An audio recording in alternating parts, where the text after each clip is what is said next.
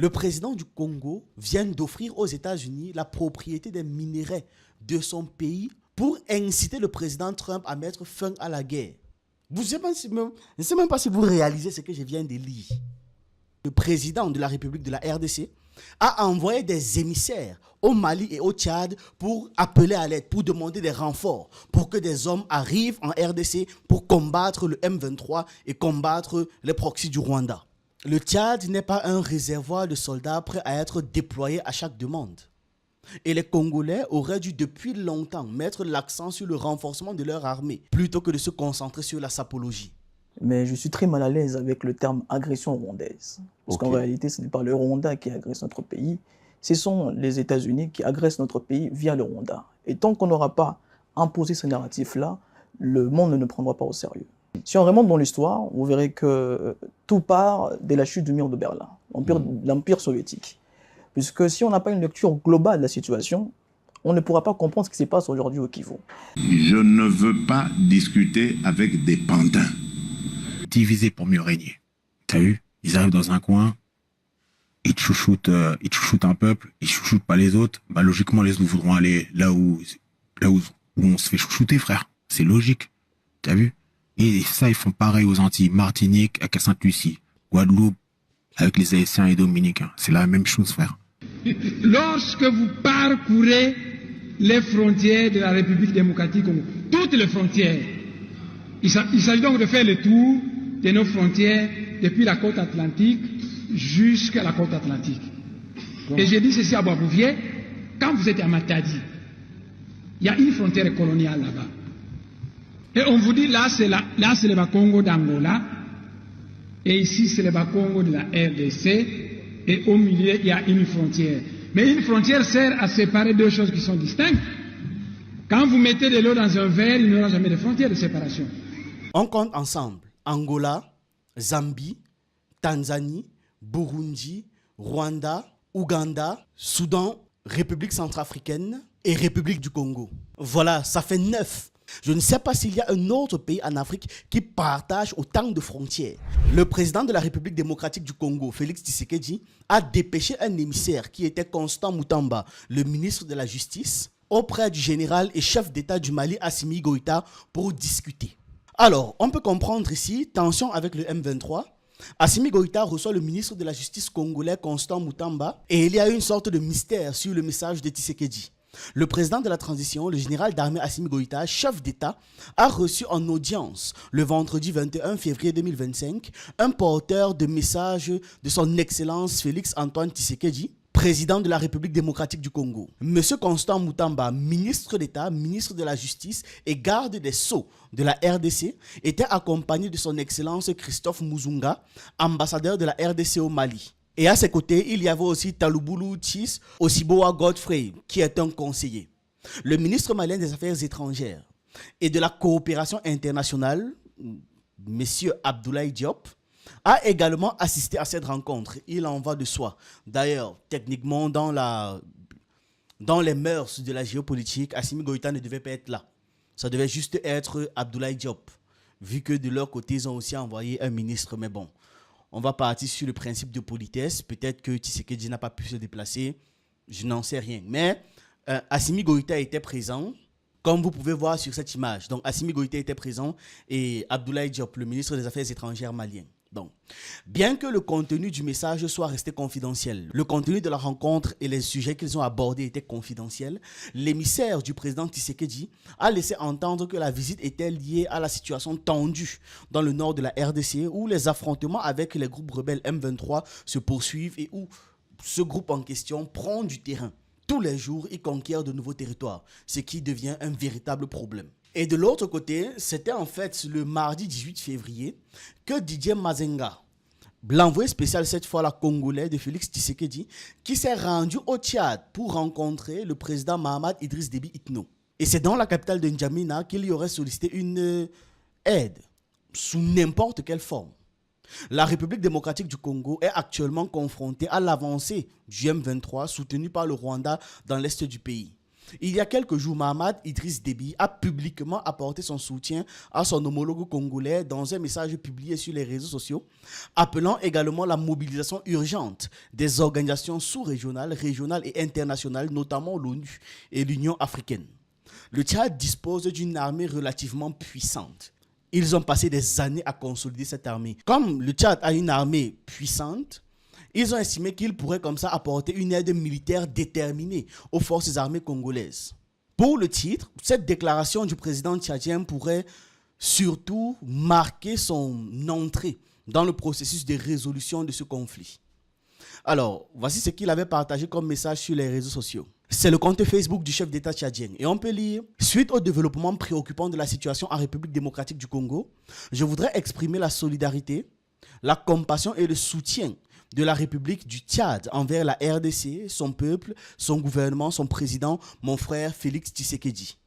Le Tchad appelle au respect de l'intégrité territoriale et de la souveraineté de la RDC. Il est temps que les organisations sous-régionales, régionales et internationales, notamment l'ONU et l'Union africaine, agissent pour préserver la paix et la sécurité en RDC, dont la population a longtemps souffert de la guerre, et faire respecter comme ça les lois internationales en la matière. À première vue, l'initiative de N'Djamena s'inscrit dans le droit fil des tentatives de la communauté de l'Afrique de l'Est et de la communauté de développement de l'Afrique australe pour trouver une issue au conflit. Les deux organisations régionales ont fait état de leur volonté de coordonner comme ça les actions diplomatiques pour pouvoir maximiser leur impact.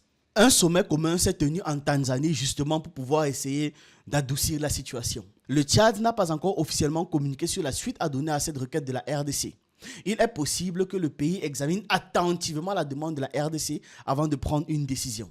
Comme lors de la Seconde Guerre du Congo, ce n'est pas la première fois que de telles éventualités sont évoquées au sein des instances dirigeantes. En juillet, répondant à des rumeurs persistantes, le ministre des Affaires étrangères congolaise avait déclaré lors d'une conférence de presse à Kinshasa qu'il n'était pour l'instant pas question de déploiement des forces tchadiennes sur le territoire de la RDC. C'était en juillet 2024, donc l'année dernière juste. Lors de la Seconde Guerre du Congo de 1998 à 2002, le Tchad avait déjà envoyé des soldats pour combattre aux côtés des forces du président congolais Laurent Désiré Kabila.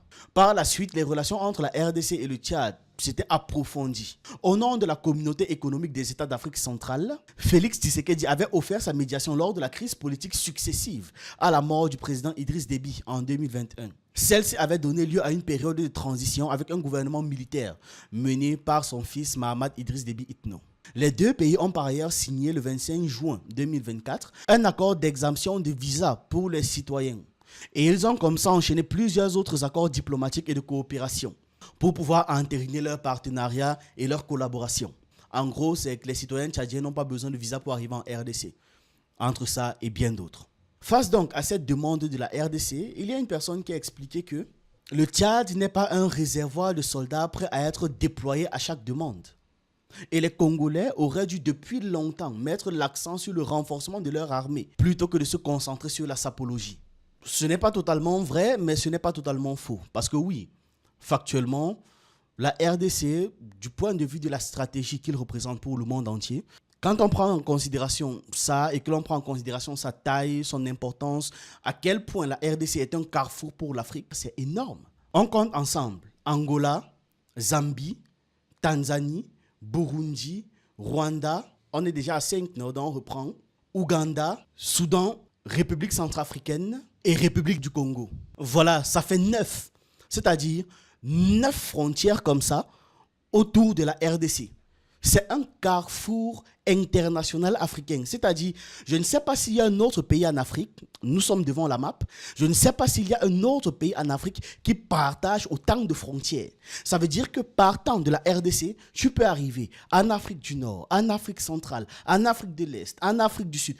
Tous les grands blocs régionaux ont pour centre en réalité la RDC. Petite pause. Sachez que vous pouvez souscrire à la chaîne pour 3 € et pour 10 € par mois et avoir du contenu exclusif en fonction du forfait.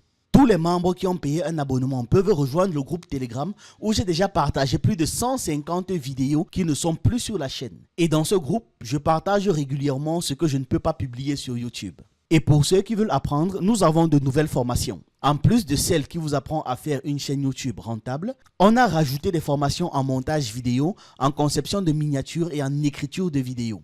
On vous apprend comment monter une vidéo en face caméra, en illustration ou encore en utilisant des avatars. On apprend également à faire des miniatures comme Pensée Kamit, Yomi Denzel ou encore le célèbre youtubeur MrBeast. Je vous laisse toutes les informations en description. Revenons au sujet. Si la RDC du moins comprenait l'importance qu'elle a de par tout ce qu'elle est et tout ce qu'elle représente, elle aurait dû se renforcer depuis bien longtemps. Maintenant, dire qu'ils se sont concentrés sur la sapologie, c'est la moquerie. Ce n'est pas totalement vrai. Je veux comprendre derrière que voilà, au lieu de vous concentrer sur la distraction, les amusements et consorts, vous auriez dû prendre conscience d'un certain nombre de trucs et renforcer. Mais on connaît comment sont dirigés nos pays, on connaît quel genre de personnes arrivent à la tête de nos pays et quels sont leurs véritables objectifs. Malheureusement, c'est ça le truc. Maintenant, là, la RDC est en crise. La question n'est pas de savoir qu'est-ce qu'ils auraient dû ou ne pas dû faire. Ce sont des Africains qui meurent. Ce sont des Africains qui meurent. À partir de là, on arrête d'abord les reproches, on arrête d'abord les critiques, on aide dans la mesure du possible, bien évidemment, parce que le Tchad a son lot de problèmes. Je ne suis pas en train de dire n'importe quoi. D'ailleurs, tous les pays africains devraient même se mobiliser pour la résolution de ce truc. Tous les pays africains, je ne comprends même pas le silence de l'Union africaine. Bon, je comprends. Qu'est-ce que je raconte? Vous savez, parfois, il y a ce ressenti-là qui arrive et tu te dis qu'on est dans des pays normaux. C'est pas vrai. Donc, je comprends pourquoi est-ce que l'Union africaine ne réagit pas plus que ça. C'est dommage. Mais au moins, à l'échelle individuelle des présidents, ils devraient réagir. Parce que ce qui se passe en RDC va arriver à n'importe quel de nos pays ou est déjà arrivé à n'importe quel de nos pays. D'une manière ou d'une autre, d'une façon ou d'une autre. On va toujours dire oui, mais c'est pas pareil. Chez nous, c'était X. On sait, le principal problème, c'est l'exploitation de nos ressources. Et tous nos pays subissent ça. Passé, présent, et peut-être que ça va continuer si on laisse les choses se faire. Et c'est ça le souci. Maintenant, ce monsieur, par exemple, ne devrait pas oublier que durant la guerre contre la Libye, la RDC a aussi envoyé ses hommes au Tchad. La RDC a aussi combattu aux côtés des hommes tchadiens. Les relations entre la RDC et le Tchad ne datent pas de maintenant. C'est pas aujourd'hui qu'on va arriver et commencer à faire des critiques pendant que des gens sont en train de mourir. On ne fait pas de critiques, on ne donne pas de leçons quand des gens sont en train de mourir. On aide d'abord. C'est après, quand la situation sera résolue, que là, on pourra émettre des critiques. C'est un peu comme si vous regardez votre frère en grave danger parce que vous lui avez donné un conseil qu'il n'a pas respecté. Mais sous prétexte qu'il n'a pas respecté votre conseil, vous allez le laisser affronter le danger seul, mourir, gravement se blesser. Non. Vous allez d'abord au secours de votre frère et après, vous sortez les réflexions. Après, vous lui donnez des leçons. Après, même, vous pourrez vous chamailler. Et là, ce sera entre vous. Et une fois la situation critique passée, ce n'est pas quand il est dans la situation critique qu'on doit sortir ce genre de phrases. Un peu de sérieux entre nous. C'est pour ça, parfois, que j'écoute certaines personnes et ça m'énerve. Parce qu'on se rend compte qu'ils n'ont pas le sens des priorités. À l'état actuel des choses, ce n'est pas les reproches qu'il faut faire. Surtout s'il y a pouvoir de faire des actions. En fait, c'est ça le truc. Si au moins c'était orienté, c'est-à-dire qu'on ne peut pas faire ceci parce que le gouvernement en place de la RDC est X, Y et Z et qu'il faudrait d'abord qu'un certain nombre de conditions se réunissent, là oui, j'aurais mieux compris. Mais quand tu commences à sortir des trucs de la sapologie pour parler de distraction et consorts, là ça devient autre chose. Ça devient se moquer du malheur des autres. Et ça, c'est pas pertinent. Surtout pas en Afrique. Nos pays peuvent vivre ça à tout moment, à n'importe quel instant. Entre maintenant, on se réveille le lendemain, on apprend que la moitié du pays a été pris par des gens qui sortent de nulle part. Et on connaît très bien le fond de ce problème. Et ça ne veut pas dire qu'il n'y a pas de reproche à faire au gouvernement de la RDC. Pas du tout. D'ailleurs, vous allez voir la suite de la vidéo. Maintenant, nous avons ce type-ci qui s'appelle Joseph Kabila, qui est un prêtre, littéralement, c'est ça. Pour restaurer la paix et la stabilité dans l'est de la RDC, de son pays, visiblement, il dit dans l'est du pays, ça veut dire qu'il est congolais. En même temps, Joseph Kabila, effectivement, c'est un Congolais. Il est crucial de résoudre la question des groupes armés nationaux et étrangers présents sur le sol congolais. Cependant, contrairement à ce que les autorités de Kinshasa veulent faire croire, la crise ne se limite pas aux actions incontrôlées du M23. Présenté à tort comme un groupe anarchiste, un proxy d'un État étranger sans revendication légitime, ni un simple désaccord entre la RDC et le Rwanda. Bon. J'étais d'accord avec la moitié supérieure de sa déclaration, qui est que ce n'est pas simplement les actions incontrôlées du M23. Mais quand il dit que le M23 est accusé à tort, là je ne suis pas d'accord. Ou alors il veut jouer sur les mots. Il dit présenter à tort comme un groupe d'anarchistes. Bon, peut-être que ce ne sont pas des anarchistes, mais au moins ce sont des terroristes. Quoique terroristes, anarchistes, ce sont des synonymes en fait. Oui, ce sont des synonymes. Je pense qu'il voulait en fait adoucir le mot. Terroristes et anarchistes, ce sont des synonymes. En fait, effectivement, le M23 est un groupe terroriste chargé de créer le désordre quelque part pour permettre l'exploitation de cette zone-là ou de ces zones où ils auront créé le désordre. Et effectivement, c'est un proxy. Et comme c'est leur défenseur, forcément, il va sortir des phrases de ce genre. Moi, ce qui m'étonne, c'est qu'il y a eu 663 personnes qui ont liké ça. C'est troublant. Alors, M. Kabila a raison à ceci qui est que le M23 ne peut pas être à lui seul responsable de tout le désordre qu'il y a en RDC. Ce n'est pas possible.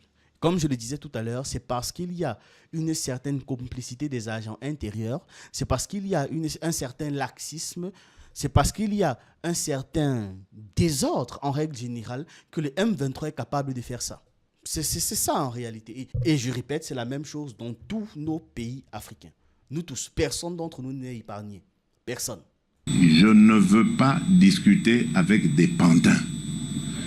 Les pantins ne vont jamais parler de leurs problèmes. Les pantins, quand ils sont en face de vous, ils vont répéter le message de leur maître. Alors, tant qu'à faire, je préfère parler avec leur maître. Et quand vous avez vu, nous avons parlé avec leur maître. Nous sommes arrivés au 15 décembre. Qu'est-ce qui s'est passé? Il a fui. Dialogue, oui, je veux un dialogue, mais dialogue pour qu'on foute la paix définitivement à mon pays, qu'on nous laisse évoluer tranquillement vers notre développement. Je ne veux pas de dialogue pour qu'on se retrouve encore avec des brassages et des mixages qui, dans quelques années, vont donner encore lieu à des guerres. Bon, maintenant, on est face à une situation.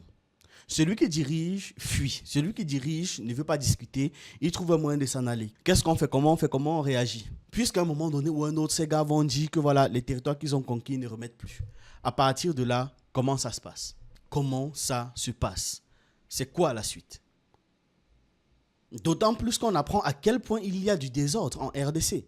On fait comprendre qu'il y a actuellement plus de 100 groupes armés actifs en RDC. Nombre d'entre eux sont des milices locales qui tentent de protéger leur communauté après plus de 3 décennies de troubles, 30 ans de troubles.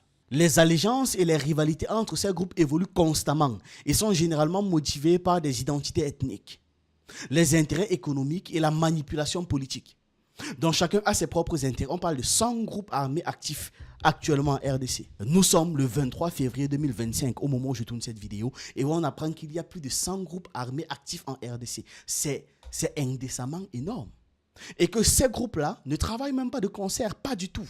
Les gars ont leurs intérêts, que ce soit économique, politique, tribal et j'en passe. Et comme ça fluctue et ça varie en fonction de ce qu'ils estiment être leur bien. Pas le bien du peuple, pas le bien du pays, leur bien à eux. Alors, quels sont les principaux facteurs qui expliquent les conflits? On a déjà la mauvaise gouvernance, la mauvaise gestion de la constitution d'une nation et d'un État post-colonial. Tout ce qu'on liste ici me fait juste penser à nos pays en fait. À chaque fois que je vois un problème dans un de nos pays en Afrique, j'ai simplement l'impression que c'est un copier-coller. Bref, la mauvaise gestion de la construction d'une nation et d'un État post-colonial, les conflits liés à la terre et aux ressources naturelles aussi font partie des facteurs à l'origine de la crise. S'ajoutent à cela de profondes divisions entre les groupes ethniques, justement, divisions héritées de la période coloniale. Quand on dit même post-colonial, c'est un mensonge en réalité. Parce que durant la colonisation, la France a toujours fait les mêmes pratiques, peu importe l'endroit, peu importe le lieu. C'est-à-dire qu'ils vont arriver quelque part, prendre un peuple qu'ils vont très bien traiter. Ils vont traiter ce peuple comme, voilà, vous êtes les vrais, vous êtes les bons. Ils ont fait ça au Rwanda, non? Ça a donné le génocide qu'on a eu en 1994. Ils répètent la même chose partout. Ils arrivent quelque part, ils prennent un peuple qu'ils vont vraiment très bien traiter et les autres, ils vont les marginaliser. Et ensuite, ils vont désigner un ennemi commun. Au Cameroun, ils ont fait des trucs comme ça, pêle-mêle.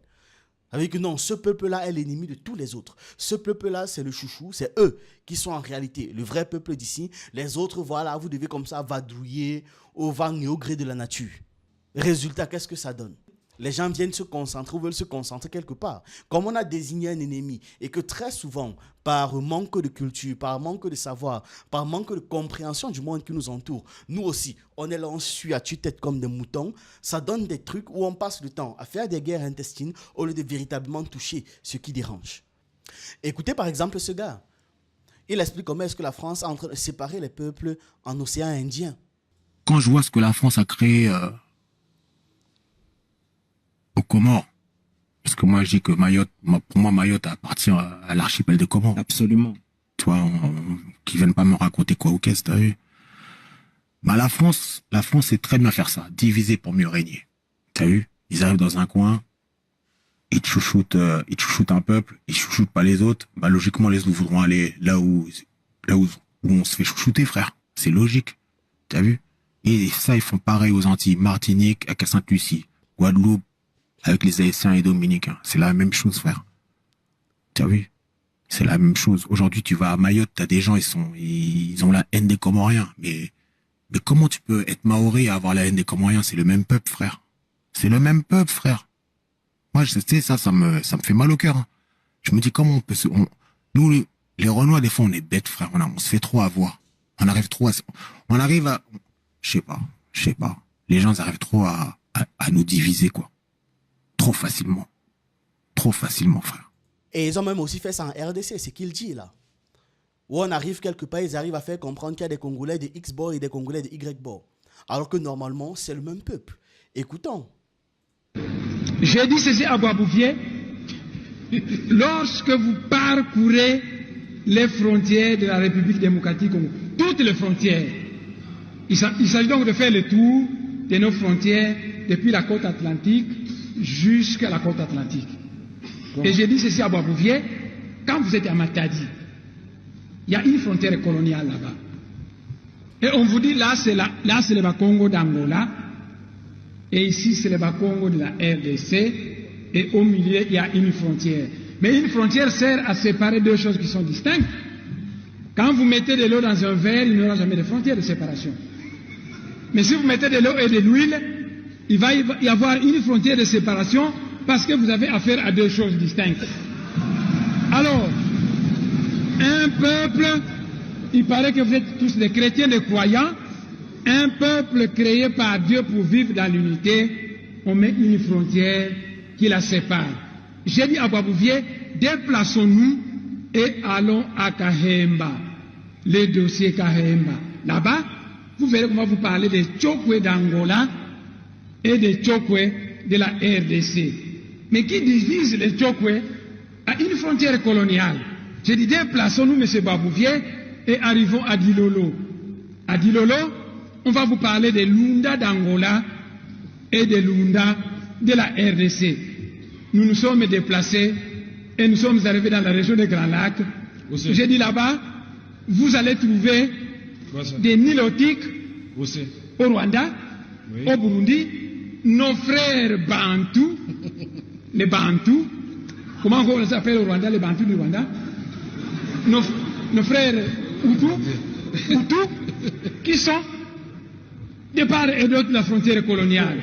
J'ai dit à Boisbouvier que le grand chef coutumier Nandé ne s'embarrasse pas des frontières coloniales parce que souvent il va du côté de l'Ouganda pour trancher la palabre africaine qui concerne sa communauté.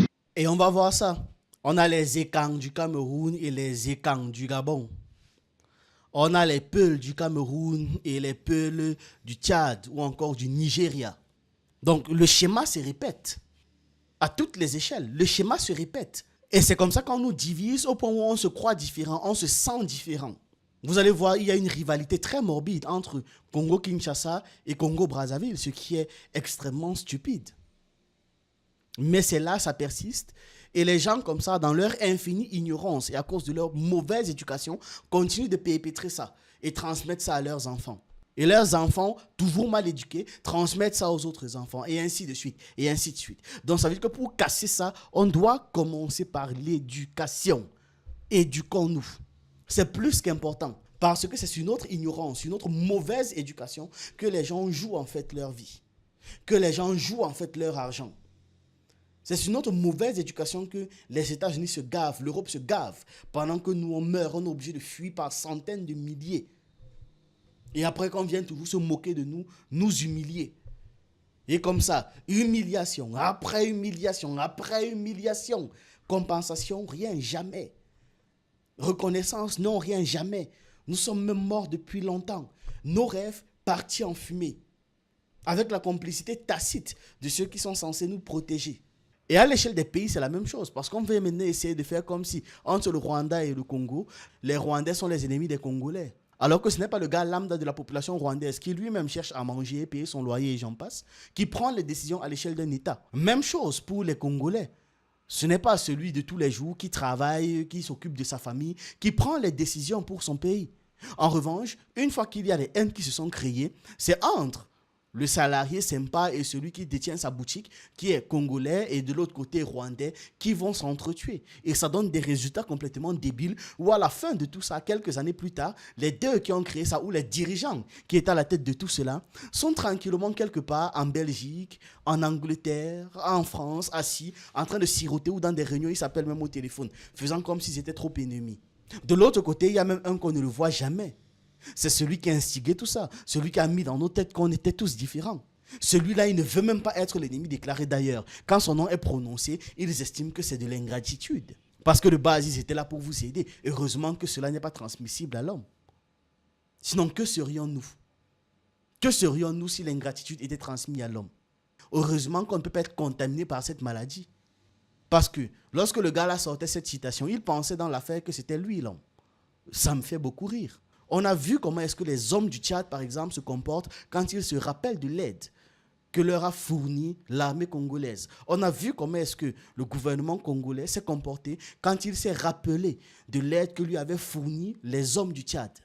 Nous sommes trop embrouillés, trop perdus. On manque de tellement d'informations, de tellement d'éducation. On est tellement mal éduqués, vous ne pouvez même pas imaginer à quel point on manque d'éducation sur les notions de base en réalité. Et c'est comme ça qu'on entend des incongruités à tout va. Et les gens qui font des lives sur des conneries. Et vous voyez des centaines de milliers de personnes les suivre comme ça et commencer à être complètement embrouillés, même dans leur prise de décision. Tout ça, c'est l'absence d'éducation. Quand vous avez par exemple un président qui arrive à prendre ce genre de décision, c'est pour que ça donne quoi dans un avenir présent, futur ou lointain? Le président du Congo vient d'offrir aux États-Unis la propriété des minéraux de son pays, du moins quelques minéraux, que je dis quelques, c'est à l'échelle du pays, mais c'est énorme, hein, pour inciter le président Trump à mettre fin à la guerre. Je ne sais même pas si vous réalisez ce que je viens de lire. Le Congo possède plus de la moitié du cobalt et du coltan de la planète. Il possède également d'importants gisements d'or, de cuivre, d'étain, de lithium, etc. La Chine exerce actuellement une influence considérable sur le secteur minier congolais, succédant aux Européens. Les États-Unis sont également l'un des pays les plus riches en ressources minières, avec de nouveaux gisements découverts fréquemment. Il n'est pas certain que le président Trump soit intéressé par des accords de ce type, mais posséder une partie de leurs minéraux en échange de la sécurité est au moins bien mieux que ce que nous obtenons actuellement en protégeant l'Europe, c'est-à-dire pour rien. Et là, c'est Trump Fact News qui publie ça. Bon. Trump Fact News, Trump Fact News, je ne suis pas très d'accord avec.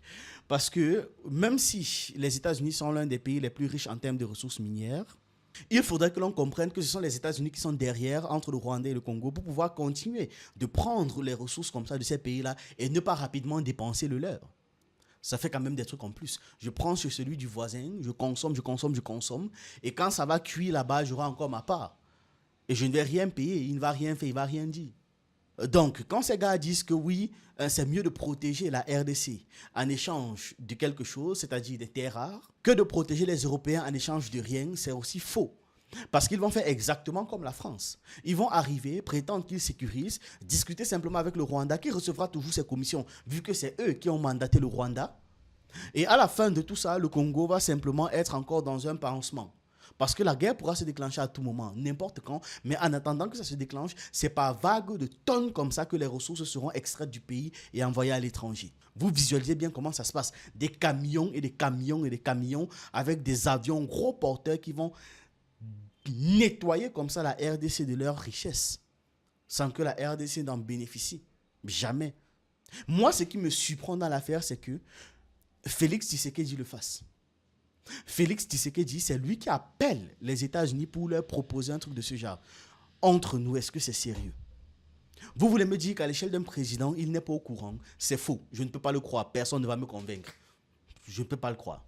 Et je pense qu'il a quand même les informations sur qui fait quoi. Je pense qu'il sait. Et c'est lui qui appelle les États-Unis. Ça veut dire quoi? Comment est-ce que j'analyse ça? C'est actuellement, l'affaire est en train de nous dépasser. Donc, est-ce qu'on peut revenir au statu quo qu'on avait avant, ok?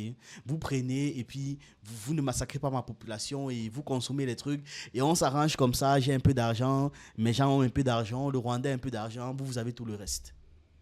Voilà comment moi j'interprète cette situation. Je ne sais pas pour vous, mais c'est comme ça que je peux comprendre ces événements.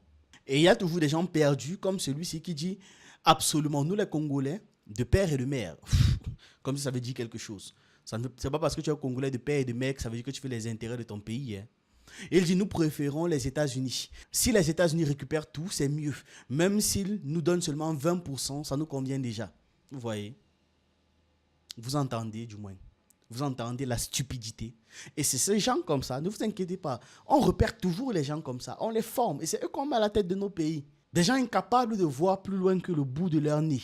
Et ils sont nombreux comme ça. Même là, on peut lire, la RDC négocie avec le maître du monde. Question de partenariat pour arriver à exploiter tout ce que nous avons comme richesse sans qu'il n'y ait de guerre inutile. Mais pas avec Paul Kagame et avec sa milice M23. Le Congo vengera le sang coulé sous nos sols. Ne reculons pas. Mais je n'ai même plus les mots. Je n'ai même plus les mots. Ah, je n'ai même plus. Je lis ça, j'ai envie de me cacher. J'ai envie de me cacher, je n'ai plus les mots. Les commentaires de cette publication me troublent. Parce qu'il y a beaucoup trop de gens qui réfléchissent en mode, oui, c'est mieux eux, c'est bien eux, avançons avec les États-Unis. Mais dans quelle magie, dans quel miracle penser que cela est une bonne option? On va écouter cette vidéo. La RDC ne fait pas face à l'agression rwandaise, mais plutôt à l'agression américaine via le Rwanda. Le leader panafricaniste congolais, représentant de Kémy Séba au Congo, a mis à nu la stratégie globale impérialiste américaine et de ses valets locaux qui saignent le pays de Lumumba depuis 1994. Le mouvement Urgence panafricaniste massifie le véritable narratif sur la problématique d'insécurité au Kivu, tout en déconstruisant le narratif erroné donné par les médias occidentaux et les très aliénés Patrick Mouyaya. Et donc comme ça, il propose des solutions définitives pour mettre fin à la guerre à l'est du Congo. On va écouter l'émission. Vous allez comprendre en fait les enjeux et après ça, vous allez me demander en quoi est-ce que le fait que le gouvernement de la RDC appelle à l'aide les États-Unis pour venir régler une situation qu'ils ont eux-mêmes causée en échange des biens qu'ils veulent et c'est pour ça qu'ils ont causé ce désordre est pertinent ou est intelligent. Vous allez me dire en quoi? Mais je suis très mal à l'aise avec le terme agression rwandaise. Parce qu'en réalité, ce n'est pas le Rwanda qui agresse notre pays, ce sont les États-Unis qui agressent notre pays via le Rwanda. Et tant qu'on n'aura pas imposé ce narratif-là, le monde ne nous prendra pas au sérieux. Si on remonte dans l'histoire, vous verrez que tout part de la chute du mur de Berlin, l'Empire soviétique. Puisque si on n'a pas une lecture globale de la situation, on ne pourra pas comprendre ce qui se passe aujourd'hui au Kivu. Les problèmes avec le gouvernement congolais, avec le narratif incompréhensible de Mouyaya, c'est un narratif beaucoup plus local. On doit remonter à l'histoire du monde en 1990 pour comprendre ce qui se passe aujourd'hui au Congo. Si vous lisez l'histoire, vous comprendrez qu'après la chute du mur de Berlin, les États-Unis ont convoqué une réunion à l'OTAN, après la chute du mur de Berlin. Et dans cette conférence, il était question d'envisager le monde après l'Empire rouge. Comment est-ce que la superpuissance américaine allait imposer sa puissance, son hégémonie au sein de l'humanité. Et donc, ils ont convoqué cette réunion, et il était donc question, comme je viens de dire, de maîtriser des régions qui possédaient des ressources naturelles stratégiques. Et il y avait deux régions à l'époque qui étaient ciblées, la région du Moyen-Orient et la région de Grands Lacs, donc le Congo, le Rwanda et l'Ouganda.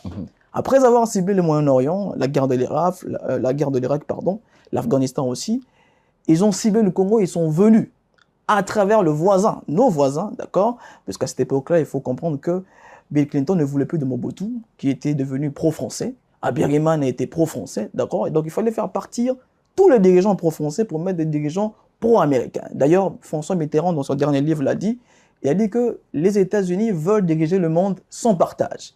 C'est à partir de là que vient le problème du Congo.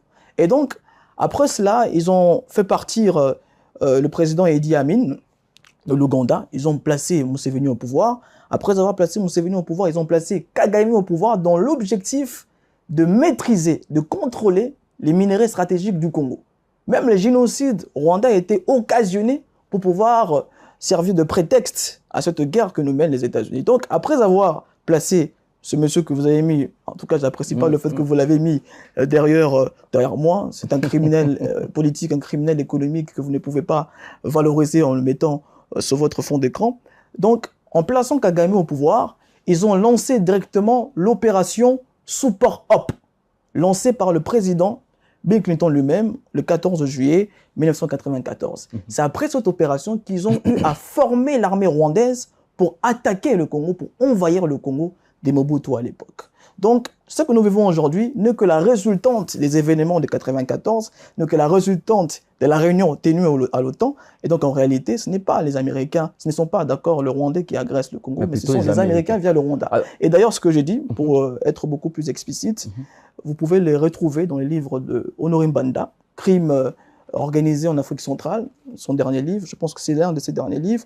Vous pouvez aussi les retrouver dans les livres de Patrick Beko, Stratégie du chaos, et les retrouver dans les livres de Charles Onana, Holocauste au Congo. Donc ce que je dis ici, ce n'est pas prouvable. Ce n'est pas une hypothèse d'école, c'est une vérité, d'accord, c'est vérifiable et c'est vérifié. Attention, c'est le gouvernement congolais qui parle de l'agression rwandaise. Écoutez, être dirigeant ne veut pas dire que vous êtes complètement assis sur les questions politiques et questions géopolitiques. Nous savons que la plupart des dirigeants africains sont soumis à l'Occident et ne maîtrisent pas les questions géopolitiques. Et tu sais qu'il le prouve, Patrick Mouyaya, que vous dites maîtriser l'histoire, a amené Emmanuel Macron à Bandel pour prendre une bière, alors qu'Emmanuel Macron a financé l'armée rwandaise à hauteur de 20 millions de dollars pour asseoir cette armée au sein de la région des Grands Lacs. Donc quand même, il y a une incompréhension totale de l'histoire qu'il faut spécifier. Donc moi, je dis simplement que nous avons des dirigeants qui n'ont pas une maîtrise géopolitique de la situation, ils maîtrisent une maîtrise géostratégique, parce que s'ils avaient une lecture globale, on aurait pu rapidement traiter cette question. Vous allez comprendre que dans une guerre, la première chose à faire, c'est d'identifier le véritable ennemi. Ce n'est pas des caches-sexes que vous allez identifier, des véritables ennemis. En réalité, le Rwanda n'est qu'un bâton qui frappe sur le Congo. Mais il y a quelqu'un qui tient ces bâtons. Et cette personne-là, cette entité-là, c'est l'État voyou américain. Et les autorités congolaises, tellement qu'elles sont apeurées, elles n'arrivent pas à le dire devant le média. Parce que ce sont les Américains qui financent Kagame. Ce sont les Américains qui donnent de l'argent à Kagame, qui biberonnent la politique de Kagame. Et on n'arrive pas à le dire. Et où la thèse du complot international? Il faut la mettre de côté, cette thèse-là? Complot international, le problème, c'est qu'on a une mauvaise définition de l'international. On pense que l'Occident, c'est l'international. Alors que l'Occident, en Occident, il n'y a que 800 millions d'habitants. Nous sommes dans une planète où il y a 7 milliards d'habitants.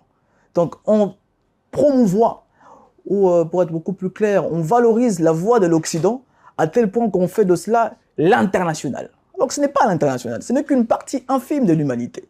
Et donc, si je vais dans votre sens complot international, je dirais que, bien sûr, les Américains ont des alliés. La France, la Grande-Bretagne, l'Israël, qui sont aussi partisanes dans cette guerre-là que nous vivons aujourd'hui. Donc, il n'y a pas véritablement un complot international, mais c'est une agression américaine qui est bien évidemment accompagnée par des alliés. Mais là, vous n'y martelez pas. C'est seulement les Américains qui vous intéressent. Non, mais écoutez, tout le monde le sait. D'ailleurs, je sais que peut-être vous aurez peur de répondre à la question. Que qui commande l'OTAN? En réalité, ce sont les États-Unis qui contrôlent l'OTAN. Ce sont les États-Unis qui contrôlent la communauté occidentale. Parce que moi, je n'appelle pas cela la communauté internationale. C'est une nébuleuse. Il faut qu'on quitte la colonisation de mots. D'accord? C'est une, on va dire, c'est la communauté occidentale qui est dirigée par les États-Unis. Et véritablement, ce sont les Américains qui donnent les ordres. D'ailleurs, ce que j'ai dit est prouvé dans le livre de François Mitterrand, qui dit que, je l'ai déjà mentionné ici, les Américains mènent une guerre contre l'Europe parce qu'ils veulent diriger le monde sans partage. Aujourd'hui, la cible directe des Africains, la cible directe de la nouvelle génération africaine congolaise, c'est l'État voyou américain parce que c'est lui qui maintient le manette de l'impérialisme partout dans le monde. Alors si vous allez en Iran, c'est la même chose. Vous allez en Russie, c'est la même chose. Vous allez en Chine, c'est la même chose. Tous ont compris que Ce n'est pas la France. La France n'est qu'un gendarme. L'Allemagne n'est qu'un gendarme. Mais en réalité, c'est l'État voyant américain qui tire le ficelle. Alors que ce ne sont pas les Américains qui ont signé un accord sur l'exploitation des minéraux, ou disons des accords sur l'exploitation des matières premières qui ne se trouvent pas au Rwanda. Mais on doit être très clair, comme je le dis. Ou disons les minéraux descendent. C'est comme je le dis, mon frère. Les Européens sont des alliés des Américains. D'accord? Ce sont le support des Américains. Et donc, à un moment donné, les Américains ne veulent pas faire le sale boulot, donc ils les délèguent aux Européens. Mais si on doit être objectif sur ce terrain-là, les Européens ont aussi leurs intérêts sur le terrain. D'accord? Ils ont aussi leurs intérêts qu'ils doivent défendre. Mais le commanditaire véritable, c'est lui qui tire le ficelle, c'est lui qui finance Kagame depuis 1994, c'est l'État voyou américain, ce n'est pas la France. La France, d'ailleurs, a été victime dans le génocide rwandais, puisque les Américains avaient tout fait pour écarter la France en diabolisant la France sur ce terrain-là. Donc, moi, je pense qu'il faut être spécifique. Lorsque vous êtes dans une guerre, il faut identifier une cible et arrêter de vous hasarder sur tout le monde. Lorsqu'on s'hasarde sur tout le monde, on ne comprend rien et le peuple n'arrive pas à vous suivre. La cible de l'État congolais doit être l'État voyou américain. Puis par après, vous le verrez, en déstabilisant le chef, vous avez la possibilité de déstabiliser les gendarmes. Et comment est-ce que la RDC doit répliquer? Répliquer, moi je pense que c'est d'ailleurs la proposition de notre mouvement depuis très longtemps. Nous disons qu'il faut une rupture totale avec les Américains. Nous prenons la rupture totale avec les Américains pour construire d'autres partenariats avec d'autres pays. Parce qu'on ne peut pas continuer à vivre avec un pays, d'accord, même dans un mariage, même dans un couple. Lorsque vous êtes avec une partenaire qui viole votre respect, qui viole votre dignité, à un moment donné, vous avez besoin de divorcer. C'est ce que nous disons depuis très longtemps sur le terrain. Donc nous voulons une rupture totale avec les Américains pour construire d'autres partenariats dans le monde. Et nos autorités doivent comprendre une chose. Les États-Unis, ce n'est pas la fin du monde. D'accord? Ce n'est pas le monde dans sa globalité. Ce n'est qu'une infime partie du monde. D'ailleurs, avant l'émission, je vous ai entendu dire que vous êtes un citoyen du monde. Un citoyen du monde, un terme qui ne me plaît pas très certainement. C'est pour vous dire que nous avons des cibles, d'accord, et il faut rompre avec les Américains. Si nous rompons avec les Américains, nous aurons beaucoup plus de dignité, nous aurons beaucoup plus de respect et nous aurons beaucoup plus de souveraineté. D'ailleurs, je reviens sur cette question pour être beaucoup plus explicite. En 2016, lorsque Edem Kodjo était venu ici à Kinshasa pour diriger le dialogue congolais, parce que quand je parle de Fachi, je le vois comme le symbole de la classe politique congolaise. Parce qu'en réalité, Tshisekedi représente tout le mot, toute l'état de la classe politique congolaise. L'opposition à l'époque, dont Fachi faisait partie, avait dit à Edem Kodjo une chose très sérieuse. Ils avaient dit à Edem Kodjo qu'il voyait très proche de Kabila. Monsieur Edem Kodjo, arrêtez de plaisanter avec le Congo parce que le Congo, c'est les jardins des États-Unis. Vous pouvez le retrouver aujourd'hui dans différents sites d'information. D'accord, ça a été d'ailleurs tweeté par 7sur7.cd, je pense. Les opposants ont dit à Edem Kodjo, faites attention, le Congo, c'est les jardins des États-Unis. Donc, quelque part, c'était une déclaration publique. Non, c'était un dialogue entre le médiateur et les opposants. Et les opposants ont dit ça à Edem Kodjo. Donc, ça prouve à suffisance notre hypothèse qu'il y a, d'ailleurs, nous sommes très clairs sur ces questions-là, le Congo est aujourd'hui, il faut dire les choses telles qu'elles sont, la colonie américaine. C'est une colonie américaine parce que nous sommes dirigés par ces gens-là. Vous avez écouté, comme je disais, notre principal problème, c'est l'absence d'éducation, le manque d'information. Nous sommes volontairement sous-informés. Ce n'est pas un fait du hasard. Nous sommes volontairement extrêmement mal éduqués, très sous-informés, et c'est volontairement qu'on nous empêche d'avoir accès à certaines ressources qui puissent nous permettre de chercher et de trouver les informations. Après tout ce qu'on a appris dans cet extrait, ça c'est venant d'un civil, une personne lambda qui n'a même pas forcément accès à tous les documents classés secret défense. Mais il a très bien réussi à comprendre, analyser, décortiquer et proposer des solutions par rapport à ça. Vous allez me dire que c'est à l'échelle des dirigeants des pays que les gars ne sont pas au courant ou qu'ils ne peuvent pas faire quelque chose, qu'on arrête de prendre les peuples 2 secondes pour des idiots. Voilà ce que j'avais à partager avec vous dans cette vidéo. Dites-moi ce que vous en pensez en commentaire et on se retrouve une prochaine fois.